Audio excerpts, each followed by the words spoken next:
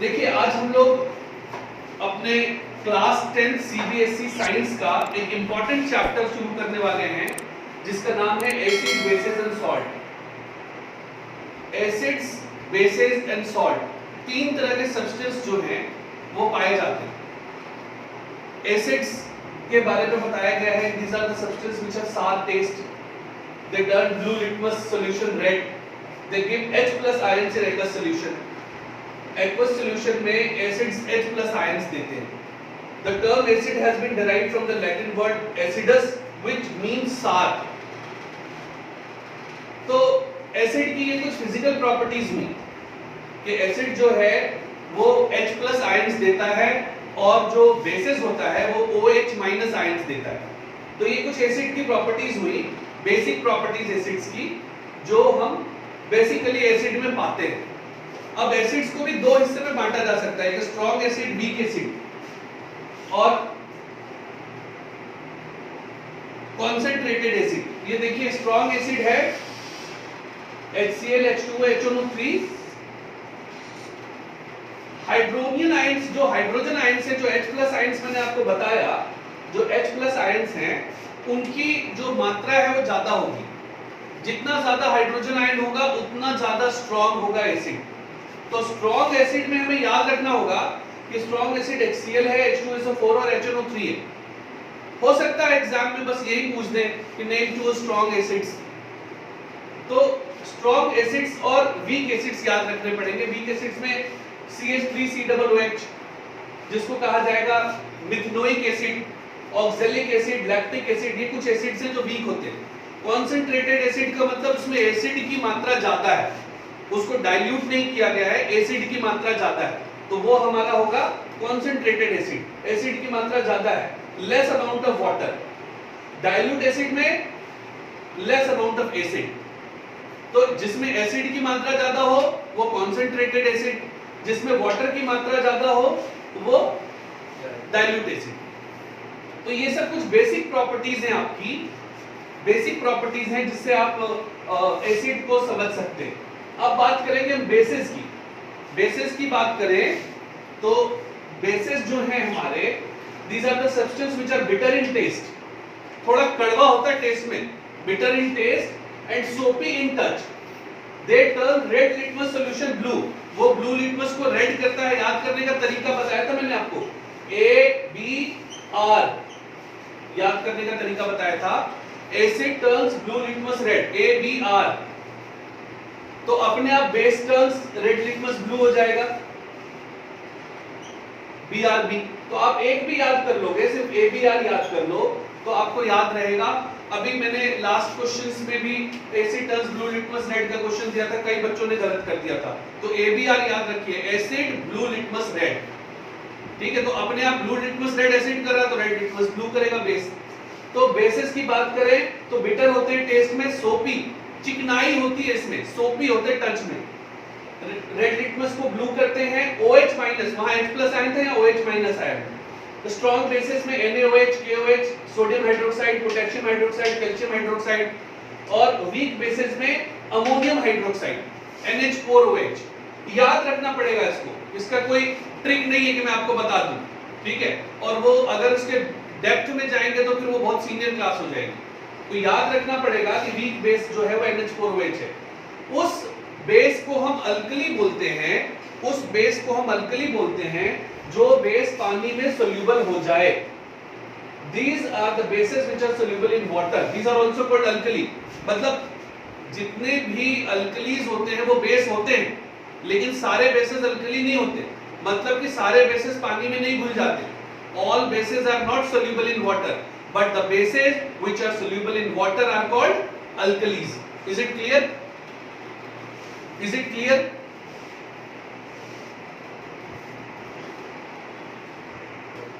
तो मैंने अभी तक आपको strong bases, weak bases, alkalis समझाया।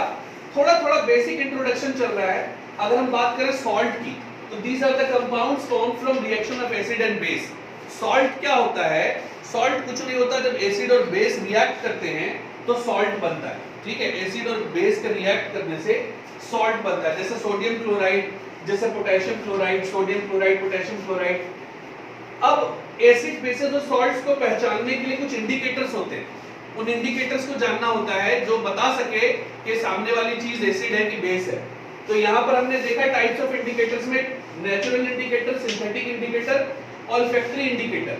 नेचुरल इंडिकेटर वो होता है जो प्लांट्स वगैरह में पाया जाए, जैसे यहाँ पर आप नेचुरल इंडिकेटर देखिए, यहाँ पर found in nature in plants, जैसे कि litmus, red cabbage leaves, extract flowers, hydrangea plant, turmeric,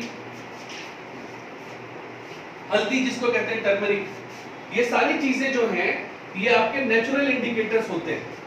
litmus, red cabbage leaves, extract flowers of hydrangea plant, ये बता देते हैं कि सामने वाली चीज एसिड है कि बेस है। सिंथेटिक इंडिकेटर्स जो बनाए जाते हैं, मशीनों से बनाए जाते हैं, जैसे कि methyl orange, phenolphthalein, these are the chemical substances. Chemical substances से बनाया गया जो होता है वो सिंथेटिक इंडिकेटर होता है। उसके बाद बात करें ऑल्फैक्टरी इंडिकेटर की। ऑल्फैक्टरी का मतलब कि डिफरेंट ओडर, उसकी सुगंध, दुर्गंध जो भी कहें वो अलग होगी, एसिड की अलग होगी, बेस की अलग होगी। तो जो सूंघने से पता चल जाए वो ऑल्फैक्टरी इंडिकेटर है। जो बनाया जाए आर्टिफिशियली वो सिंथेटिक इंडिकेटर है। और जो प्रकृति ने हमें दिया, जैसे हल्दी, अभी हमें पता चलेगा कि किस तरह से चेंज होते हैं, कलर्स कैसे चेंज होते हैं। जैसे ये चार्ट बना हुआ है, आप देखेंगे यहां पर, आप देखेंगे कि जो नेचुरल इंडिकेटर होते हैं वो कैसे टर्न हो जाते हैं। आपको पता है कि एमसीक्यू क्वेश्चंस आने हैं, 1 मार्क्स क्वेश्चन आने हैं, about half of the paper, more than half of the paper is completely 1 mark objective type question. तो ये याद रखना पड़ेगा कि नेचुरल इंडिकेटर कैसे काम करता है, what is the role of natural indicator. ठीक है, नेचुरल इंडिकेटर कैसे काम करता है ये हमें याद रखना पड़ेगा। तो नेचुरल इंडिकेटर की बात करें तो आप देखो लिटमस जो होता है, लिटमस अगर लिटमस का इस्तेमाल किया जाए तो अभी आपको बताया था मैंने, ABR बताया था ना, जो एसिड होगा वो ब्लू लिटमस को रेड टर्न कर देगा और जो बेस होगा वो रेड लिटमस को ब्लू टर्न कर देगा। ठीक है, तो इसका मतलब है कि रेड कलर हो जाएगा एसिडिक सॉल्यूशन में, यानी ब्लू रेड हो जाएगा और रेड ब्लू हो जाएगा। रेड कैबेज लीफ एक्सट्रैक्ट्स वो रेड रहेंगे एसिड में लेकिन ग्रीन हो जाएंगे बेस में। हाइड्रेंजिया प्लांट जो है फ्लावर वो ब्लू रहेगा एसिड में मगर पिंक हो जाएगा बेस में। टर्मरिक, हल्दी, अगर हल्दी पर आप एसिड डालोगे कोई चेंज नहीं आएगा। जैसे आप खाना बनाते हो तो हल्दी का प्रयोग करते हो, अगर वो एसिडिक है तब तक वो येलो ही रहेगा, लेकिन अगर वो बेस में डाल दिया जाए तो रेड हो जाएगा। जैसे कभी आप हल्दी के ऊपर साबुन लगा दो, साबुन लगाते ही वो हल्दी का कलर जो है वो रेड हो जाएगा, हल्दी का कलर रेड हो जाएगा। की बात कर ली थी, अब हम आ जाएंगे सिंथेटिक इंडिकेटर पर। सिंथेटिक इंडिकेटर जो होता है ये फेनोल्फथलीन जो है ये बनाया जाता है, ये जो फेनोल्फथलीन है ये बनाया जाता है। अगर इसमें एसिड डाला जाए तो कलरलेस रहेगा, बेस डाला जाए तो पिंक हो जाएगा। जैसे हल्दी के बारे में बात कर रहा था आपसे, टर्मरिक के बारे में, कि हल्दी अगर एसिड में डाल दी जाए तो हल्दी का कलर चेंज नहीं होगा, या एसिड के ऊपर हल्दी डाल दी जाए, हल्दी के ऊपर एसिड डाल दी जाए, कलर चेंज नहीं होगा, येलो रहेगा। मगर जैसे ही साबुन टच करो तो साबुन क्योंकि बेस होता है तो बेस में जाते आप कभी करके देखना, अपने साफ कपड़ों पे मत कर लेना, मम्मी मारेगी नहीं, तो किसी हैंकी वगैरह पे थोड़ा सा हल्दी लगाकर देखना और फिर साबुन लगाना उस पे, हैंड वॉश ही लगा देना। आजकल तो हर घर में कॉमनली हैंड वॉश होता है, बेसिन के पास रखा हुआ, देखना वो लाल हो जाएगा। तो ये कुछ कॉमन चीजें हैं। उसके बाद में आपको सिंथेटिक इंडिकेटर की बात कर रहा था, methyl orange red yellow, acid में रेड रहेगा, बेस में येलो हो जाएगा। उसी तरह से ऑल्फैक्टरी इंडिकेटर की बात करें तो ऑल्फैक्टरी इंडिकेटर में अगर एसिड में डालेंगे अनियन तो एक कैरेक्टरिस्टिक स्मेल आएगी, लेकिन बेस में डालेंगे तो स्मेल ही नहीं आएगी। एसिड में अगर हम अनियन डालेंगे, जैसे सिरके में अनियन डलता है, ठीक है, तो उसमें एक कैरेक्टरिस्टिक स्मेल होगा। वनीला एसेंस, ये वनीला एसेंस अगर मैं एसिड डाले वनीला एसेंस में तो वो रिटेन करता है अपना स्मेल, वैसा ही रहता है, लेकिन बेस के अंदर में स्मेल गायब हो जाती है। क्लोव, लौंग, लौंग समझते हो ना, लौंग, लौंग की एक अलग सी स्मेल होती है, एक तीखी सी खुशबू होती है। कभी मुंह में रख के देखना, लौंग नुकसान नहीं करता, उल्टा फायदा करता, दांतों में दर्द होते हैं तो लौंग दांत के नीचे लौंग रखने के लिए बोलते हैं। तो क्लोव जो है वो retains smell but losses smell in bases. Acid में तो रिटेन करता है स्मेल, बेसिस में क्लोव जो है, क्लोव जिसको लौंग कहते हैं, गरम मसाले में प्रयोग होता है इसका। It retains smell, clove retains smell in acidic solution but losses smell in basic solution. तो ये सब बेसिक चीजें हैं। उसके बाद आ जाएंगे हम केमिकल प्रॉपर्टीज ऑफ एसिड। अभी तक हम फिजिकल प्रॉपर्टीज कर रहे थे, उसकी सुगंध दुर्गंध कैसी होगी, एसिड कैसा टेस्ट करेगा। अब हम आ गए केमिकल प्रॉपर्टीज पर। Reaction of metal with acids कैसा रिएक्ट करेगा। अब आपको पीछे एक्टिविटी सीरीज याद कराई मैंने, आपको एक्टिविटी सीरीज के साथ साथ ये भी याद कराया, hydrogen, helium, lithium, beryllium, boron, carbon, nitrogen, oxygen, fluorine, neon, 20 तक ये भी याद कराया। आपको बताया मैंने कि जिसकी प्लस वैलेंसी होता है वो मेटल होता है, जिसकी माइनस वैलेंसी होती है वो नॉन मेटल होता है। ठीक है, तो अभी हम लोग यहाँ जानेंगे कि एसिड जो है वो मेटल के साथ कैसे रिएक्ट करता है। अब आप देख सकते हैं यहाँ पर कि जो जिंक है वो हाइड्रोजन क्लोराइड के साथ रिएक्ट कर रहा है, जिसको HCl बोलते हैं, हाइड्रोजन क्लोराइड, हाइड्रोक्लोरिक एसिड, बहुत सारे नाम हैं।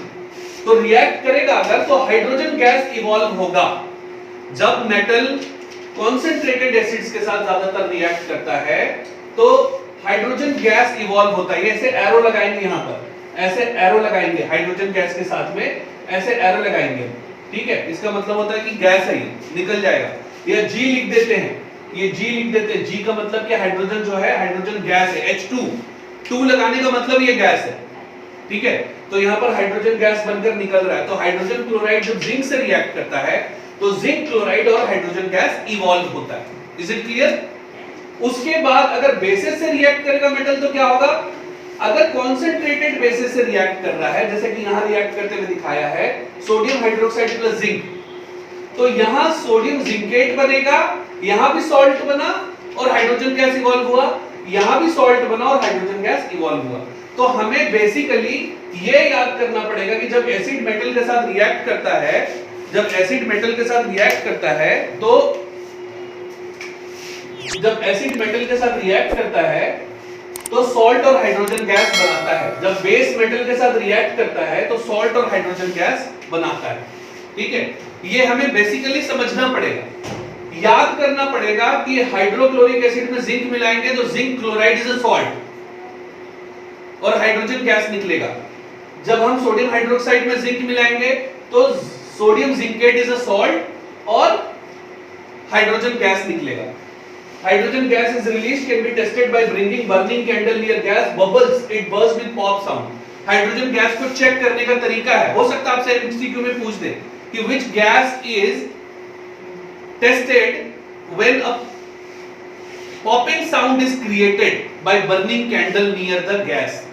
वो जैसे कि आपने देखा होगा एक कैंडल बर्थडे में चलता है, वो कैंडल जो है वो बुझा दो फिर जल जाता है।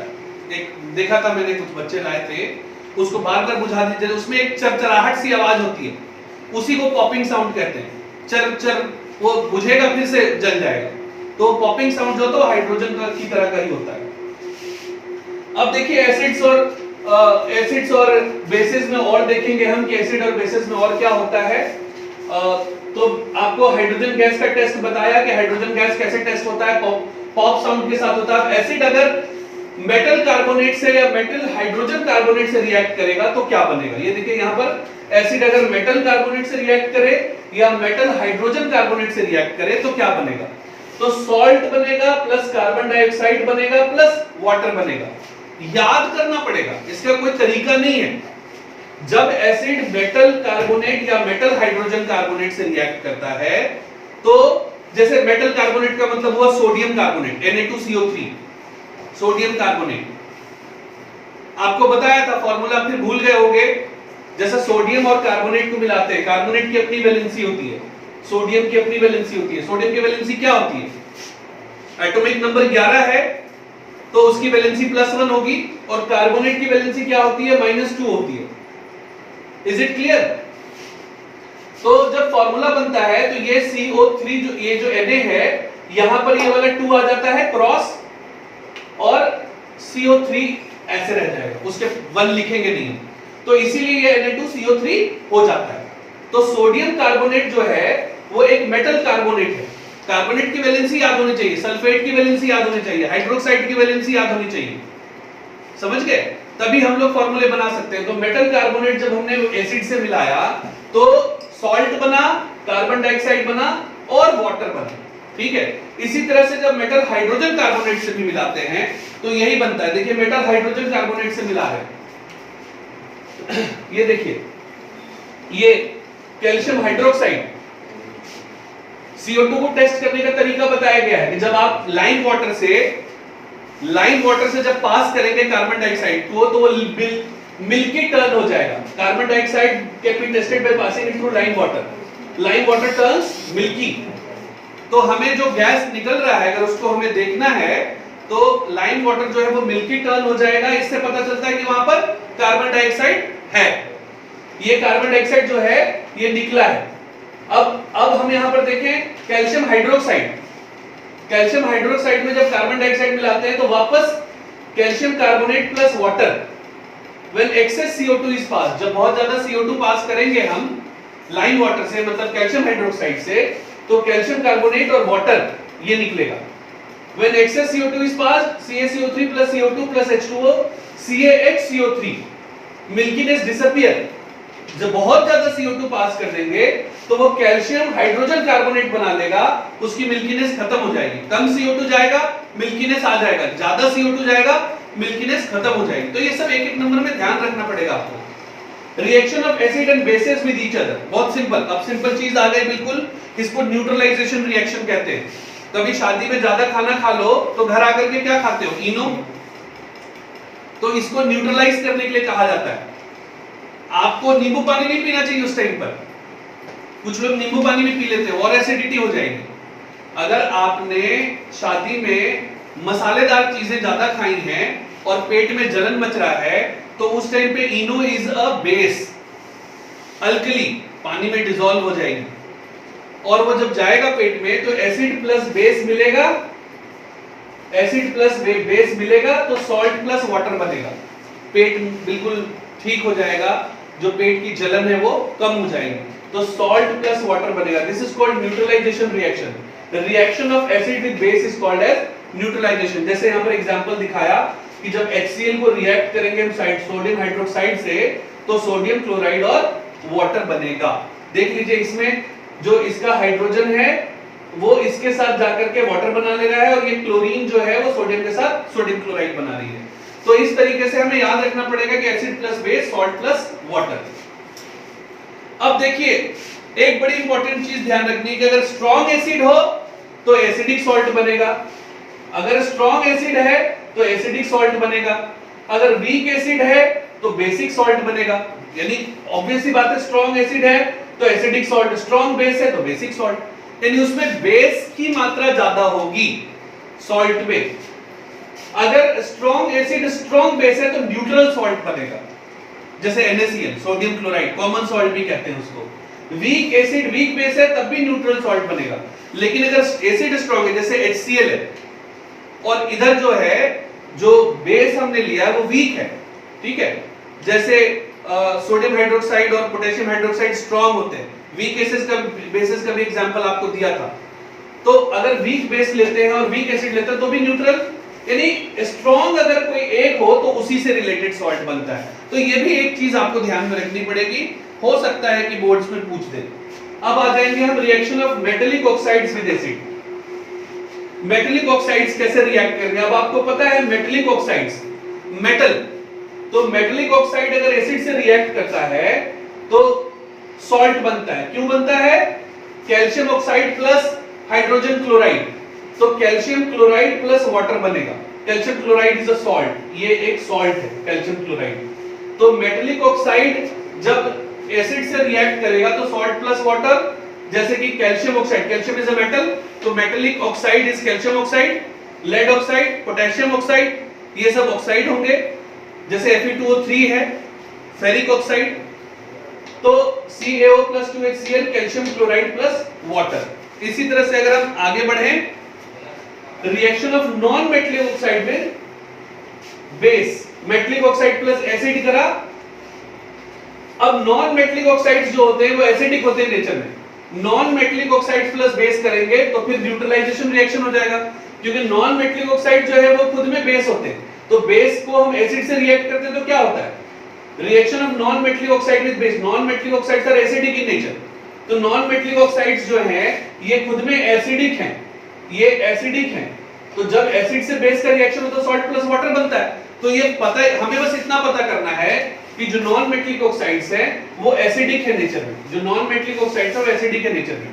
तो ऑब्वियस सी बात है कि सॉल्ट प्लस वाटर बनेगा। जैसे कार्बन डाइऑक्साइड, कैल्शियम हाइड्रोक्साइड, ये नॉन मेटलिक ऑक्साइड है, carbon is a non metal, तो carbon dioxide is acidic in nature.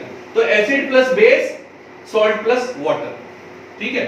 तो हमें ये ध्यान रखना पड़ेगा कि जो नॉन मेटलिक ऑक्साइड होते हैं वो एसिडिक होते हैं नेचर में, और मेटलिक ऑक्साइड जो है वो बेसिक होते हैं नेचर में, ये ध्यान रखना पड़ेगा, ठीक है। अब एसिड्स के साथ रिएक्ट करना है, ये पूरा चार्ट मैं समझा चुका हूं आपको कि कब क्या होगा, रिएक्शंस विद एसिड्स और रिएक्शंस विद बेस, ये पूरा पीछे में करा चुका आपको, जिसको आपको याद करना होगा। ये पूरा दोनों चार्ट आपको याद करना पड़ेगा, ठीक है। अब आ जाइए, what do all acids and bases have in common. तो all acids have hydrogen ions in common, H+ ions, and all bases have OH- ions in common. Acids में H+ आयंस होता है और बेसिस में OH- आयंस होता है। ये चीजें हमें ध्यान रखनी पड़ेगी ताकि हम इसको कर सकें, ठीक है।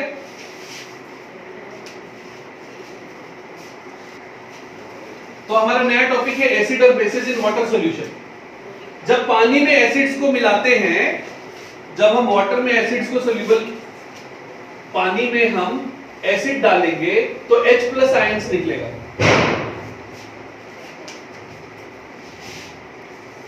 H+ एसिड और बेस इन वाटर सॉल्यूशन। तो एसिड और बेस इन वाटर सॉल्यूशन में देखिए, एसिड के अंदर में H+ आयंस होते हैं। H+ ions cannot exist alone, they exist as H3O+, मतलब इसको कहते हैं hydronium ions. H+ plus H2O, this is H3O+, मतलब hydronium ions. HCl plus H2O, H3O plus Cl-। Bases when dissolved in water gives OH- ions. यानी H+ ions अकेले नहीं रहते, वो हाइड्रोनियम के फॉर्म में रहते हैं, हाइड्रोनियम आयंस के फॉर्म में रहते हैं। जब हम बात करेंगे OH- आयंस की, तो जो OH- आयंस होते हैं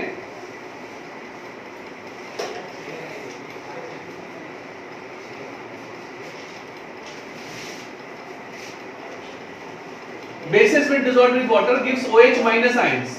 ये जो OH- आयंस होते हैं, ये जब हम बेसिस को वाटर में डिसॉल्व करते हैं तो देखिएगा कि ये OH- आयंस निकलता है। जैसे उसमें H+ निकलता है, इसमें OH- निकलता है। सोडियम हाइड्रोक्साइड को पानी में मिलाएंगे OH-, मैग्नीशियम हाइड्रोक्साइड को मिलाएंगे 2OH-, मतलब इसमें हाइड्रोक्साइड आयंस निकलेगा।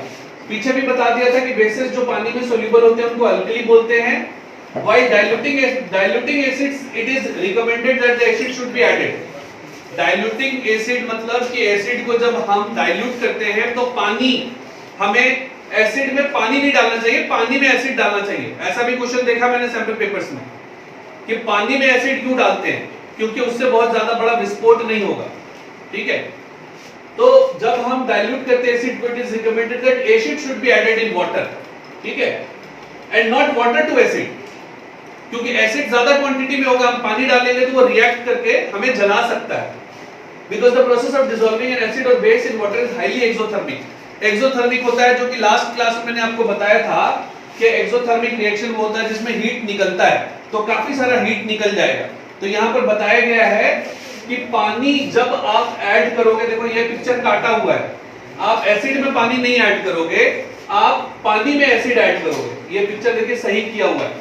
तो ये ध्यान रखना है हमें कि हमें पानी में एसिड ऐड करना है। Water is added to acid, the heat generated may cause the mixture to splash out and cause burns, and the glass container may also break due to the excessive local heating. तो यहाँ पर adding water to acid में ये बताया है कि mixture splash out हो जाएगा, ग्लास कंटेनर टूट जाएगा। मिक्सिंग एन एसिड और base with H2O results in decrease of concentration of hydronium और hydroxide ions per unit volume. इसको हम कहते हैं डाइल्यूशन। जब पानी मिलाते हैं उसको पतला करते हैं तो उसको हम डाइल्यूशन कहते हैं। अब strength of acids and base, strength of acid और base can be estimated using universal indicator. इसको हम यूनिवर्सल इंडिकेटर की मदद से समझ सकते हैं। और यूनिवर्सल इंडिकेटर क्या होता है? Is a mixture of several indicator, it shows different colours at different concentrations of H+ ions. इसको चेक करने का तरीका होता है, जो पीएच वैल्यू होती है वो 7 न्यूट्रल होती है, pH less than 7 is acidic and pH more than 7 is basic. तो हम देखेंगे यहां पर कि जितना जब हम दूर जाते जाएंगे जीरो से उतना कंसंट्रेशन बढ़ता चला जाएगा, जितने दूर होते जाएंगे उतना कंसंट्रेशन बढ़ता चला जाएगा। आप देखिए यहां पर कि जो 7 है वो न्यूट्रल होगा, यहां पर देखिए ये 7 न्यूट्रल है, एसिडिटी इंक्रीज होगा, यानी 0 वाला सबसे ज्यादा एसिडिक होगा और 14 वाला सबसे ज्यादा बेसिक होगा, 7 वाला न्यूट्रल होगा। तो इधर बेसिक होगा, इधर एसिडिक होगा, इधर बेसिक होगा, इधर एसिडिक होगा, यानी 0 वाला सबसे ज्यादा एसिडिक होगा। तो आप देखेंगे कि बिल्कुल 7 के बाद वाला जो है यानी 8 वाला वो वीक बेस होगा। धीरे धीरे बेस की जो नेचर है वो इंक्रीज होती चली जाएगी, यानी 14 वाला जो है वो स्ट्रॉन्ग बेस होगा और 0 वाला जो है वो स्ट्रॉन्ग एसिड होगा। तो ये पीएच वैल्यू को हमें समझना पड़ेगा कि पीएच वैल्यू क्या कहना चाहता है। अब importance of pH in everyday life. Plants और एनिमल्स भी पीएच सेंसिटिव होते हैं। Our body works within the pH range of 7 to 7.8। हमारे खुद के बॉडी में 7 से 7.8 तक जो है वो पीएच वैल्यू का रेंज होता है। When pH of rainwater is less than 5.6, 5.6 से अगर कम हो pH वैल्यू तो उसको एसिड रेन कहते हैं। ये भी एक नंबर में पूछ सकते हैं, व्हाट इज एसिड रेन। तो आपको पता है पानी इज अ न्यूट्रल सॉल्यूशन, पानी की pH वैल्यू 7 है, अगर उसकी pH वैल्यू घट करके 5.6 आ जाए तो उसको एसिड रेन कहेगा। जब कभी बारिश होती है बड़े दिनों के बाद तो एटमॉस्फेयर में बहुत सारे गैस होते हैं, carbon dioxide, sulphur dioxide, sulphur trioxide, carbon monoxide, बहुत सारे गैसेस होते हैं। तो वाटर उनके साथ मिल करके एसिड बना लेता है, वीक एसिड बना लेता है, जिसको हम कह सकते हैं एसिड रेन। सॉइल का भी पीएच होता है, टेस्टिंग करानी चाहिए खेती करने से पहले कि वो एसिडिक है या बेसिक है, और उस हिसाब से उसमें फर्टिलाइजर मैन्योर्स ऐड करना चाहिए, नहीं तो वो सॉइल के हेल्थ के लिए खराब होगा। हमारे डाइजेस्टिव सिस्टम में भी आपको मैंने न्यूट्रिशन एंड रेस्पिरेशन चैप्टर कराते हुए ये समझाया था कि हमारे पेट में खुद HCl बनता है, म्यूकस बनता है। हमारे पेट के अंदर में सबसे स्ट्रॉन्ग एसिड बनता है। Our stomach produces HCl acid which helps in digestion. During indigestion, stomach produces more acid and cause pain and irritation. To get rid of this pain, people use antacid, जो कि इनो है, antacid मैंने अभी बताया था। Mild base like milk of magnesia, MgOH2 to neutralize excessive acid. Excess acid को neutralise करने के लिए मिल्क ऑफ मैग्नीशिया का इस्तेमाल किया जाता है। हमारे दांतों में भी पीएच वैल्यू का बहुत इंपॉर्टेंट रोल है। कैसे रोल है भाई? सुबह ब्रश करते हैं हमें रात को भी ब्रश करना चाहिए। सुबह से ज्यादा जरूरी रात को ब्रश करना है, क्योंकि हम दिन भर के खाए हुए होते हैं, हमारे दांतों में तरह तरह की चीजें लगी हुई होती हैं।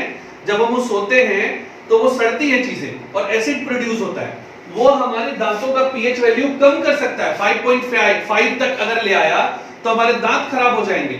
इसीलिए हमें टूथपेस्ट लगाते हैं। टूथपेस्ट में बेस होता है, toothpaste is a very good base. तो वो बेस इसलिए लगाते हैं क्योंकि दांत में एसिड रात भर में प्रोड्यूस हुआ है और बेस लगाएंगे तो न्यूट्रलाइज हो जाएगा। और जो हम फेंकते हैं ना झाग, वो न्यूट्रलाइज होकर के सॉल्ट बन चुका होता है। तो tooth decay starts when pH value of mouth is lower than 5.5। Tooth enamel is the hardest substance in the body. दांत के ऊपर जो कोटिंग होती है वो हार्डेस्ट सब्सटेंस इन बॉडी है। तो what is the hardest substance in body भी आ सकता है पेपर में कि सबसे ज्यादा हार्डेस्ट सब्सटेंस क्या है? टूथ एनामेल, जो दांत के ऊपर कोटिंग होती है। इस दांत से कितनी हड्डियां तोड़ देते हो आप? तोड़ते हो ना? तो ये हार्डेस्ट सब्सटेंस इन बॉडी है, does not dissolve in water but corrodes when pH is lower than 5.5। तो ये खराब होने लगता है अगर 5.5 से pH वैल्यू कम हो जाए। Using toothpaste generally basic tooth decay can be prevented. Self defence by animals, बहुत सारे जानवर, पेड़ पौधे भी इसका इस्तेमाल करते हैं। Self defence by animals, bee sting leaves and acid which cause pain and irritation. Use of mild base like baking soda on stung area gives relief. Stinging hair of nettle leaves injected methanoic acid causing burning sensation. एक पत्ता होता है, एक पत्ती होती है, अगर वो हाथ में अगर उसकी कांटे चुभ जाएं तो बहुत ज्यादा इरिटेशन होने लगती है। जो मधुमक्खी होती है वो हमारे अंदर इंजेक्ट कर देती है एसिड को, जिसकी वजह से हमें बहुत इरिटेशन होती है। तो ये सब चीजें जो है आमतौर पर इस्तेमाल की जाती है। यहाँ पर फिर पीएच वैल्यू की बात की जा रही है। Strong acid plus strong base neutral salt, salt of strong acid weak base acidic salt, और सॉल्ट ऑफ स्ट्रॉन्ग बेस और वीक एसिड बेसिक सॉल्ट, जिसकी पीएच वैल्यू 7 से कम होगी। ठीक है, अब आ गए chemicals from common salt, salt family पर आ गए। NaCl एक ऐसा सब्सटेंस है जिससे इतने सारे सॉल्ट बनाए जा सकते हैं। फॉर्मूले आपको याद करने पड़ेंगे। केमिकल्स फ्रॉम कॉमन सॉल्ट में बता रहा हूं आपको, फॉर्मूले याद करने पड़ेंगे। Sodium hydroxide, bleaching powder CaCl2, baking soda NaHCO3, ये सोडियम हाइड्रोजन कार्बोनेट भी कहा जाता है। वॉशिंग सोडा Na2CO3 10H2O, ये 10H2O जो अटैच्ड होता है ये वाटर ऑफ क्रिस्टलाइजेशन है। अभी इसको क्लियर करेंगे हम आगे, what is water of crystallisation. Plaster of Paris is CaSO4 half H2O। यहाँ पर हम लोग केमिकल्स फ्रॉम कॉमन सॉल्ट की बात कर रहे थे। केमिकल्स फ्रॉम कॉमन सॉल्ट की बात करते हैं। Plaster of Paris, washing soda, baking soda, bleaching powder, sodium hydroxide, हम ये सब बनाना सीखेंगे। सबसे पहले हम सोडियम हाइड्रोक्साइड बना रहे हैं। जब सोडियम हाइड्रोक्साइड कैसे बनाते हैं? When electricity is passed through an aqueous solution of brine, मतलब NaCl, sodium chloride, it decomposes to form NaOH। इसको हम क्लोर अल्कली प्रोसेस भी कहते हैं। आप देखेंगे यहाँ पर कि ये कैथोड है, ये एनोड है। कैथोड नेगेटिव और एनोड पॉजिटिव, ये दिख रहा होगा आपको, कैथोड और एनोड दिख रहा होगा। किस तरह से कैथोड नेगेटिव है और एनोड पॉजिटिव है, ये भी दिख रहा है आपको। यहां पर आप देख पा रहे होंगे कि सोडियम और हाइड्रोजन किस तरफ जा रहे हैं? कैथोड की तरफ। आपको पता है नेगेटिव पॉजिटिव को अट्रैक्ट करेगा। और इस तरफ देखिएगा क्लोरीन और हाइड्रोक्साइड जो है वो एनोड की तरफ जा रहे हैं। तो जब हम इसके अंदर में ब्राइन कंटेनिंग सोडियम हाइड्रोक्साइड, इसके अंदर में हम सोडियम हाइड्रोक्साइड का सॉल्यूशन ऐड कर, जब सोडियम हाइड्रोक्साइड हमें बनाना होता है तो हम इसमें NaCl का सॉल्यूशन ऐड करते हैं। सोडियम क्लोराइड हम इसमें ऐड करके रखते हैं, और सोडियम क्लोराइड को जब हम इलेक्ट्रिफिकेशन कराते हैं तो सोडियम और हाइड्रोजन कैथोड की तरफ चला जाता है और क्लोरीन और हाइड्रोक्साइड एनोड की तरफ चला जाता है। इस पूरे प्रोसेस को क्लोर अल्कली प्रोसेस भी कहा जाता है। इन चीजों का इस्तेमाल डीग्रीजिंग ऑफ मेटल्स के लिए, मतलब ग्रीस हटाने के लिए, साबुन और डिटर्जेंट्स में, पेपर मेकिंग फैक्ट्रीज में, आर्टिफिशियल फाइबर्स में इस प्रोसेस का इस्तेमाल होता है। कुछ नहीं है ये, इसमें इधर से हाइड्रोजन गैस और इधर से क्लोरीन गैस निकलेगा। ठीक है, हाइड्रोजन गैस और क्लोरीन गैस निकलेगा, इधर से हाइड्रोजन इधर से क्लोरीन, ये नेगेटिव ये पॉजिटिव। तो जब सोडियम और हाइड्रोजन इधर आएगा तो इधर हाइड्रोजन गैस बनेगा, और जब क्लोरीन उधर जाएगा तो इधर क्लोरीन गैस बनेगा। तो एनोड के पास में आप देखेंगे, एनोड के पास में क्लोरीन गैस और कैथोड के पास में hydrogen gas. Near cathode NaOH solution is form, sodium hydroxide जो है वो कैथोड के पास में बन जाएगी। तो ये जो तरीका है इसको क्लोर अल्कली प्रोसेस भी कहते हैं, और इसका इस्तेमाल बहुत ज्यादा होता है। तो NaOH बनाने के साथ साथ इसमें हाइड्रोजन भी बन जाता है, क्लोरीन भी बन जाता है। हाइड्रोक्लोरिक एसिड का इस्तेमाल क्लीनिंग स्टील्स के लिए किया जाता है। सोडियम हाइड्रोक्साइड जो है जो हमने बनाया है यहाँ पर, degreasing of metal, soaps and paper making में किया जाता है। तो ये सारी चीजें जो हैं वो बहुत काम की हैं। तो ये क्लोर अल्कली प्रोसेस आपको याद करना पड़ेगा।